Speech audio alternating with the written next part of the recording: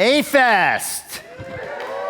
I have to say, I get it. I didn't know what to expect, but we've been here the whole time, as you heard, my wife and I really appreciate this beautiful community, and the mission is incredibly well aligned with my own. So it's a great privilege to speak to you, and also to talk about a topic, longevity. You'll understand what this means in a little bit, which I have been thinking about my entire career, and you'll see how it's related to my work, but I have never talked about this as a topic. And so I just want to begin with a little perspective about what we think of when we hear the word longevity, what most people think of. They think of living longer, right? This is sort of the definition in many ways. But I could tell you, for 25 years, I've been studying the aging brain, and for 25 years, I've been writing that the sole goal of living longer is a hollow pursuit. This is especially true when it comes to the brain. We know that there's a near ubiquitous level of cognitive decline that we suffer as we get older that diminishes the quality of our lives. And then there is the epidemic level of the devastating effects of Alzheimer's disease and other causes of dementia. This is the reality. I've spent my entire clinical career as a neurologist managing the consequences, the negative consequences of humanity's pursuit of living longer. And I've always said, since the very beginning when I started, when I was 25 years old, that the goal is really about living better, longer.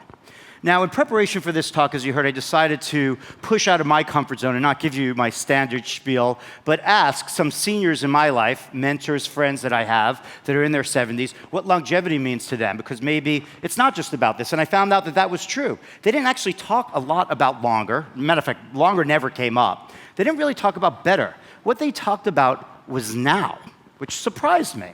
Here's a quote that was told to me from my friend. He said, longevity is about living in the now, in the moment. This person is Mickey Hart. Does anyone know Mickey Hart here? So Mickey Hart is the drummer from this band, the Grateful Dead. Legendary band, been around for 50 years. And so Mickey Hart, gives, that's the first words out of his mouth when I ask him what he thinks about longevity. But then it gets much more interesting than that. And he tells me about something called nunkstans. Does anyone here know what nunkstans is? Okay, imagine existing for eternity, watching all of history play out forever. That's not nunkstans. Nunkstans is essentially the opposite of that. It's the idea of experiencing all of time in a single moment that lasts forever. It is the eternal now. And I have to say, I've had the pleasure and the privilege of being on stage and watching this 74-year-old ecstatically play drums to a rapturous audience of thousands. That is living in the now. That is longevity, right there. And so that was a really profound sort of reorientation of thinking about something that I've been working on for so long. I also realized, as I was researching for this talk, that all of these aspects, these perspectives on longevity, really all have a common ingredient. And that ingredient is experience. And I could spend an entire hour on this slide, and you've already heard a lot about it. So I just want to point out a couple of elements about each of these. But there's extensive evidence that living longer is associated with social interactive experiences. You've already heard about this, and that data is really quite convincing. Also, in many ways, but in one interesting way, that experiential purchases, buying experiences like this, lead to better and longer quality lives than material purchases. And then when it comes to the now, that sort of elusive concept of nunkstans I was talking about, neuroscience has shown in extensive research that focusing on experience itself slows down the perception of time. So if you want to live longer, it seems like longer life, it seems like a good idea to start by actually paying attention to it, right? That's the first pathway. If you pay attention to your life, you're already living longer. Experience is also important in another way, and now I'm going to get more into my work itself. Experience is the gateway to our brain's plasticity, right? That wondrously complex dance of change that occurs in all of our brains all the time, at every level, its structure, its chemistry, its physiology, all in response to experiences. This is the entire basis of all of learning. And it's also the opportunity to enhance our cognition. Now, why do we want to enhance our cognition? Right? As a species, we're actually doing fairly well. So if you look across the last century, our lives on this planet have improved in so many ways. So on average, right now, we are healthier. we're less poor, we're more literate, we're less violent, and relevant to this discussion, we're longer living. How are we doing in terms of improving our cognition?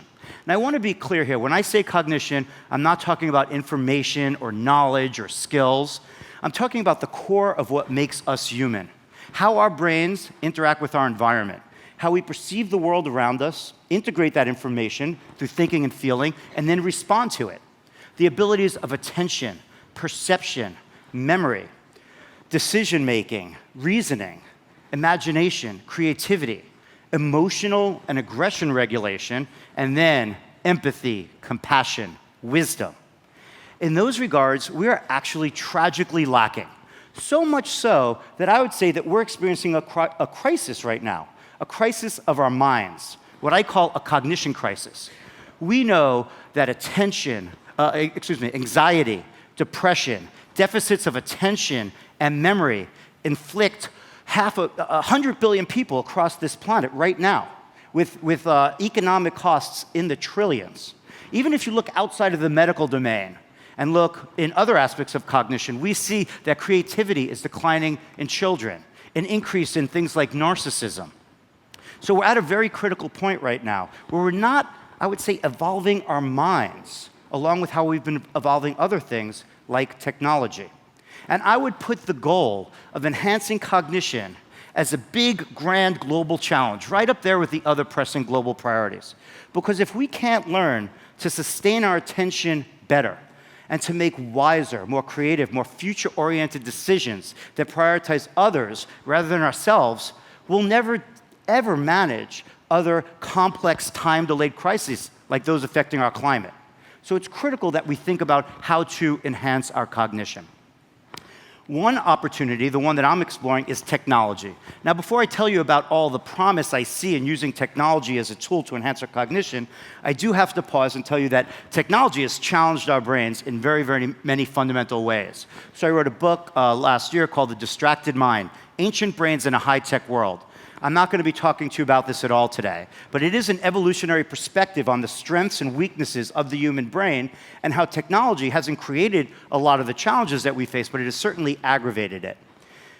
Another wise friend of mine, Jon Favreau, the writer, producer, actor, Hollywood guy, he said to me in an interview that we did on virtual reality and storytelling that I want to find the humanity in the technology.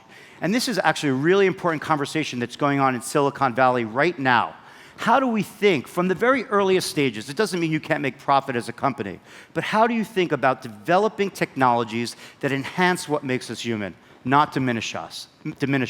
And I think that that is a really important point. And when we look back in time, I expect that right around now is when we're seeing that transition. And it is an important time to have that conversation, because we have the consumerization of technologies such as virtual reality, augmented reality, motion capture, wearable and smart physiological devices, and then, of course, machine learning and artificial intelligence algorithms. These will have a profound impact on how we interact with our environment, with each other, and with ourselves. So it's really a great opportunity to get out in front of it. Most of this technology is being developed for entertainment, media, and communication purposes. There's absolutely nothing wrong with that, but there is this really exciting possibility of using this technology to enhance cognition.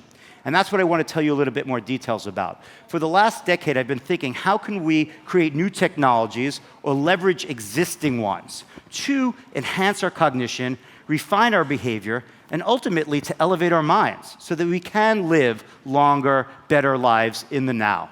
So how do we do that? Well, we know that technology, not just this exciting new technology, but the ones that we all carry in our pockets, create experiences for us. And I already told you the power of experience in changing our brains. But not all experiences are created equal. The experiences that I'm most interested in to accomplish this really high-level goal is what we call closed-loop experiences in our work, closed-loop systems. I want to be really explicit about what this is. This is sort of the most important takeaway I have. A closed-loop system is where you intervene or interact with the environment in some way and record the impact with as low latency as possible. So ideally, in real time, you're knowing what sort of influence you're having. You use that data and then refine your intervention. So if what you were doing was not enough, you apply a little more. If it was too little, you pull back a little bit. You apply it, you record, you refine, you apply, cycling over and over again. At each pass through the closed loop, you're becoming more targeted and personalized to affect the outcome that you want. Now, we have closed-loop systems all throughout our physical world. As a matter of fact, our modern-day appliances are full of them. The thermostat you use to regulate your temperature, even modern-day dryers detect the amount of moisture in your clothing in a closed loop and then decide when that cycle is done. But in the biological world, we have almost no examples of it. And there's not a single closed-loop system for improving the human mind that exists right now. So how do we create closed-loop experiences using technology to improve cognition? Many possible ways, but the one I became interested in was how do we build video games in closed-loop systems? Now, you know video games. I'm sure everyone here is familiar with them. Very powerful form of interactive media. They are completely global. You might not be aware, but the amount of the population balance, much like AFEST, is actually biased towards more women than men that play video games. And the age of the average gamer is now very close to 40, and not just for young gamers like myself becoming older, but the field has matured. They've learned how to focus on different populations and create enjoyable experiences. But there's really no closed-loop video games out there. So let me show you what that looks like right now in this cartoon. So you're playing a game, and of course it's your brain that's playing the game, and your behavior is creating performance metrics all the time, how fast you are, how accurate you are. The sensors in our devices, like the accelerometer and the tap screen in a tablet, can record your performance in real time and then feed back an updated environment immediately that's personalized to you. And we could change two things when we update the environment. One is the challenge, so that you're not so frustrated because it's too hard or bored because it's too easy. Just put right in that perfect flow state. And we think this is the ideal way to harness plasticity. So you're pushing the system, but not so hard that it just breaks. The other thing we could give you in real time is rewards and feedback. And every game designer in the world knows that you create deep immersion in gameplay through real-time feedback. And that's what we want here. So the mechanics of the game we could use to challenge your brain in a very selective way, and then through the closed-loop feedback of challenge and reward, we could create an environment to harness plasticity to improve the brain. The other cool thing about this little cartoon and this system here is that it perfectly accepts those other forms of technology that I talked about that are just emerging right now. So for example, motion capture devices, physiological recording you could put in a watch. You could buy both of these on Amazon right now. These are consumer devices already. They can record more details about you in the moment and then feed that into the software engine.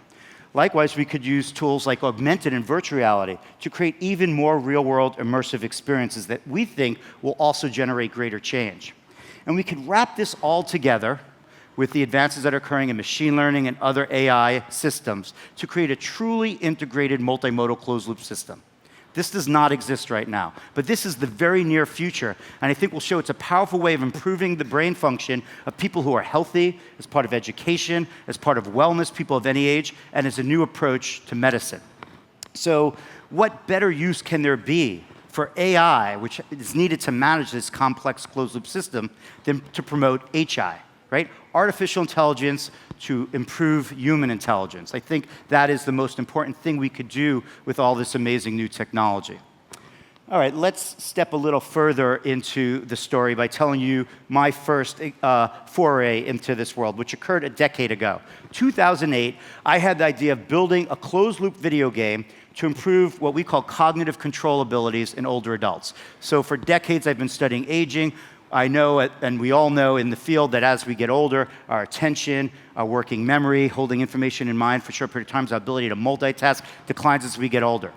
So I had this idea of building a closed-loop video game to challenge one of those aspects of cognitive control, because we also know that the neural networks that are involved in allowing you to do any of them are very overlapping. So the hypothesis was, if we could improve your ability to deal with interference, we would improve your attention and your working memory.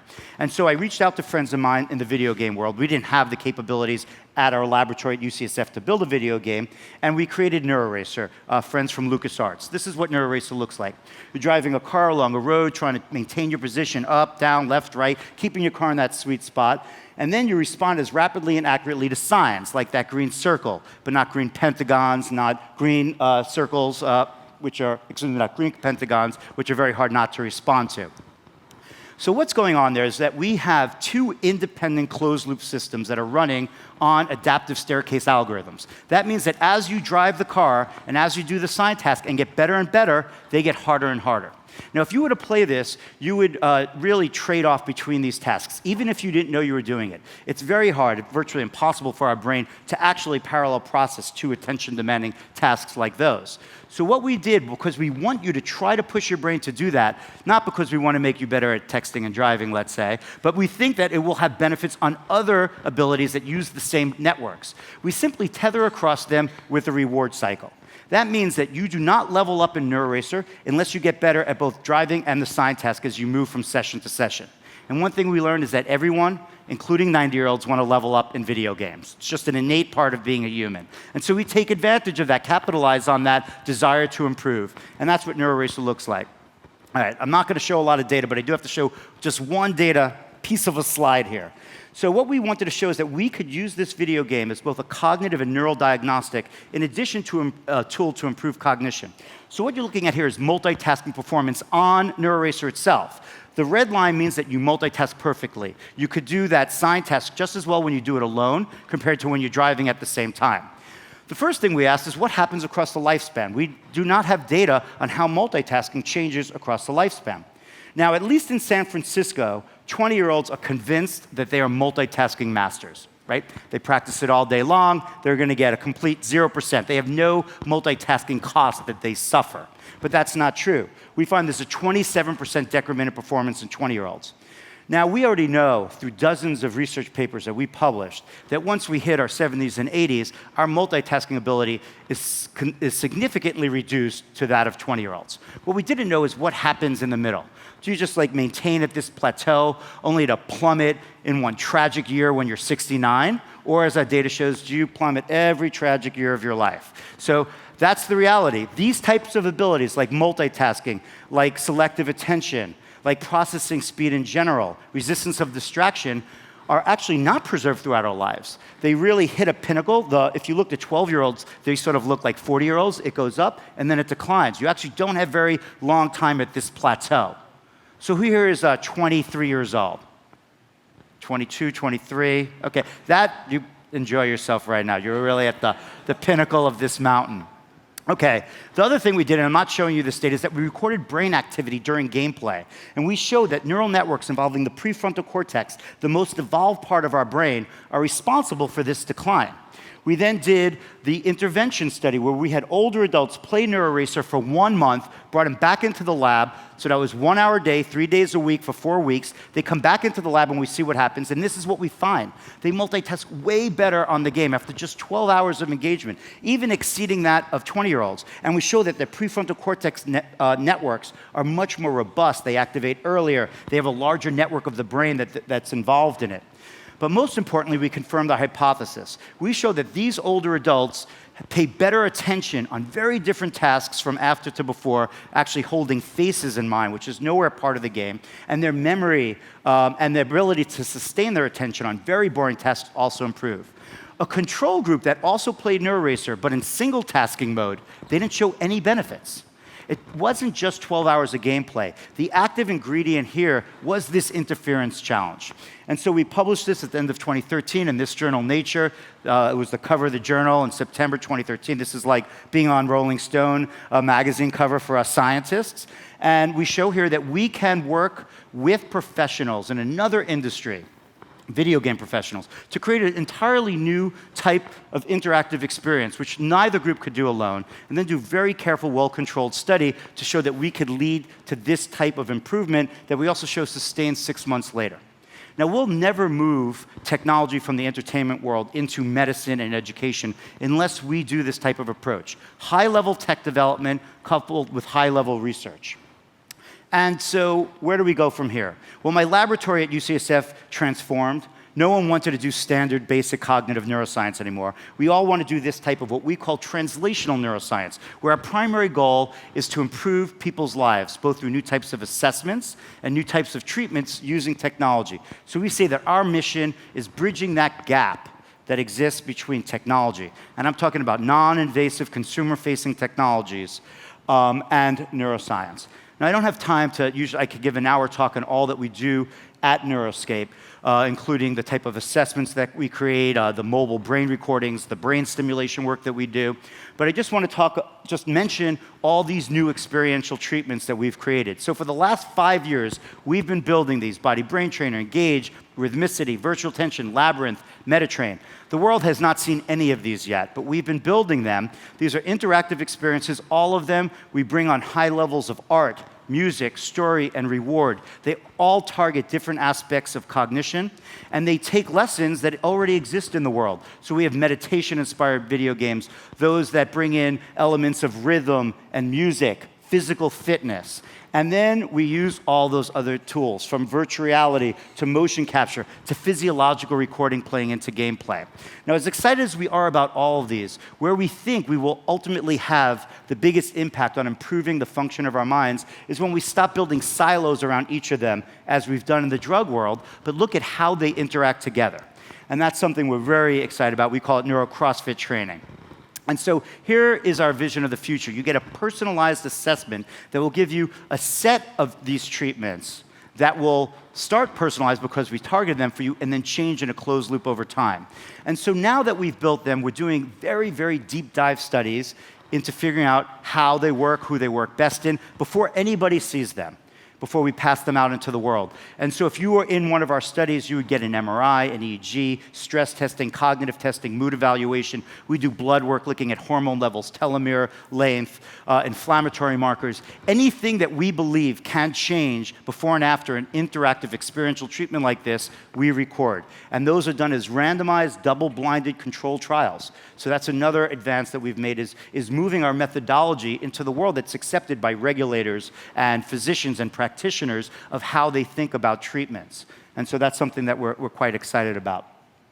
I want to tell you about one other technology just very briefly. What you're looking at here we call the glass brain. This is actually my brain. It was captured with both MRI, so the cortical surface is in blue, the golden fibers we call the white matter, and then integrated with this is real-time EEG captured with multi-electrode electroencephalography recording with multiple processing going on within 0.2 of a second, visualizing the different rhythmic oscillations of my brain activity. And then with a joystick, because we bring all this data into our video game engine, you could essentially just fly right through your own brain.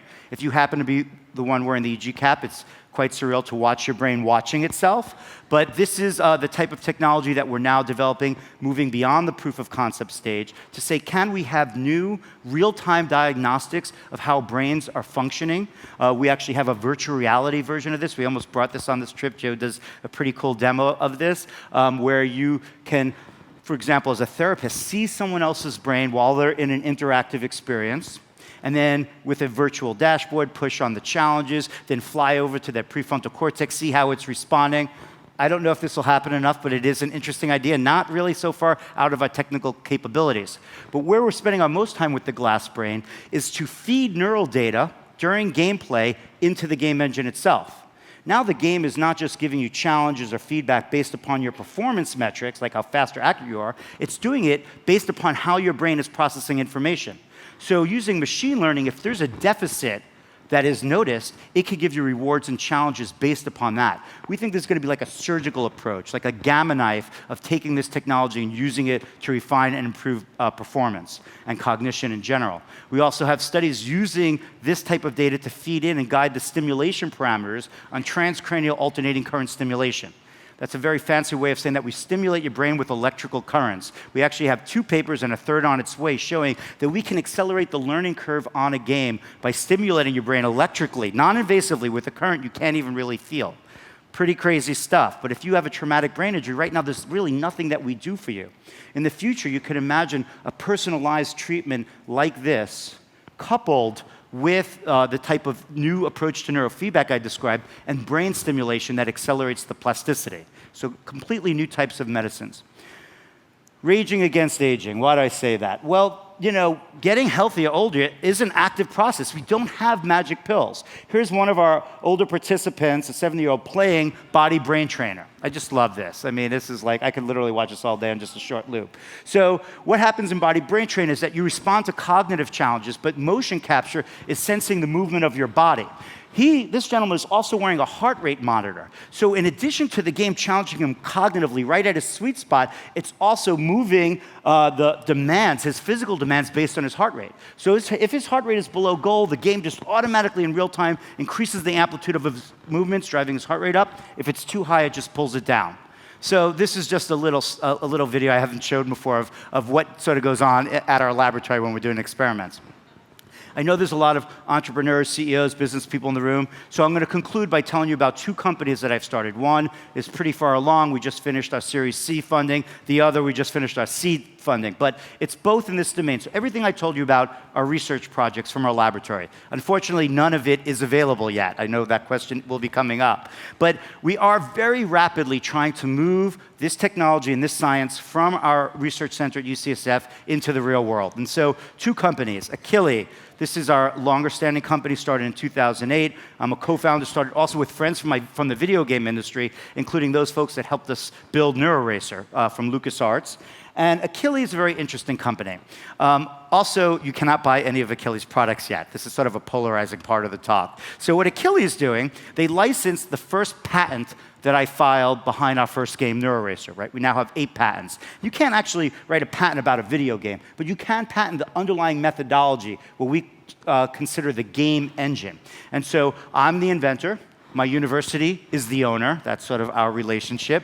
And Akili has an exclusive license to this first patent. Now, instead of putting it out on the consumer space, even based on our Nature paper, we made the decision to not do that because we want to advance an entirely new type of product into the world. And we consider that digital medicine.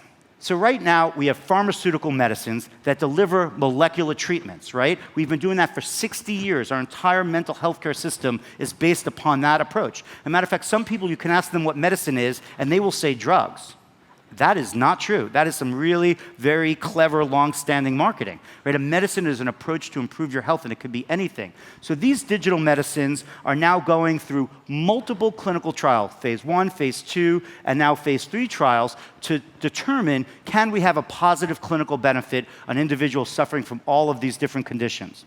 I don't have time to tell you about all of these, but I could tell you that the one that has raised the most interest and that you will certainly be hearing about within the next year is our completion of a phase 3 double-blinded randomized control trial to use the treatment that we call EVA, which derived from NeuroRacer, to treat attention deficits in children diagnosed with ADHD. We announced in December that we hit our primary outcome. So that study was the first of its kind, a 20-site study, 350 kids, done exactly like a drug trial. And so what we're we actually are just now submitting this to the FDA for approval, and what we're looking at now is the first non-drug treatment ever approved by the FDA, the US agency to treat ADHD, and the first prescribable video game. So very soon, very soon. If it's this year, it'll be a 10-year story. Next year, 11 years. But hopefully you'll be seeing that soon. We have very low side effect profile, as you might imagine. Only one dropout in a study, which is unheard of. And that side effect profile was? Addiction. Frustration. It's hard to play these games. We actually don't have addiction as a side effect because what we do is we limit the amount of game time using the software. So in our study, an 8-year-old that's engaged in the study can only play the game for 30 minutes a day, 5 days a week for 1 month, and that dosage is over. So unlike traditional pharmaceutical medicines, we could prevent overdose, and we could also monitor compliance remotely. Right? There's a lot more to tell you, so I'm going to move on. I just want to tell you about the newest company. We're really excited about it. I've never actually talked about this before. It's called SenSync. It stands for Sensory Synchronization. It's different than Akili, but what we're doing here is we're trying to create an entire new virtual reality. So picture having stimulation in an environment that you could see, hear, smell, and feel a personalized nature experience. I call this a deep brain massage, a new type of restorative experience. And of course, we have the ability to record physiology so we could create a closed loop nature experience using all this stimulation. So we think that this might have the potential to be in spas as a new type of way of improving and restoring your mind. I mean, I could tell you that Achilles treatments exhaust your mind. This is sort of the flip side of it. The other thing that I'm really interested in is how can this lead to transformative experiences? Sort of like now we're seeing with the use of like psilocybin and other psychedelics have therapeutic effects. So still open-ended area of discussion. I just want to close with another Nunc Stans quote that I found since I discovered this, which was just a couple months ago. This quote says, "The now that passes produces time, the now that remains produces eternity." And with that, I'd like to thank you all for your attention.